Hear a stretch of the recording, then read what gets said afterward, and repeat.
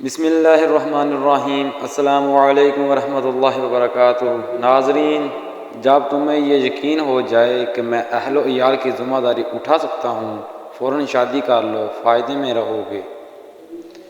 مصیبتیں گناہوں کا نتیجہ ہوا کرتی ہیں۔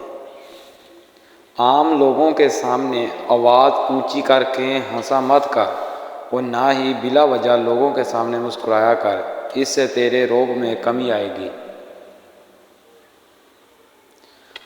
اگر تو 10 برس تک بھی بے روزگار رہے اور تیرے پاس کھانے پینے کے لیے بھی کچھ نہ ہو، پھر بھی علم سے منہ نہ موڑنا۔ لوگوں کے ساتھ محتاط میل جول رکھا کرو، کیونکہ معلوم نہیں کون شخص آپ کے پاس کس رنگ میں آ جائے۔ 3 چیزوں کو ہمیشہ چھپا کر رکھنا چاہیے: دولت، عورت، جائیداد۔ عورتوں سے کثرت سے بات چیت کرنے اور ان کی مجالس میں بیٹھنے سے گریز کریں۔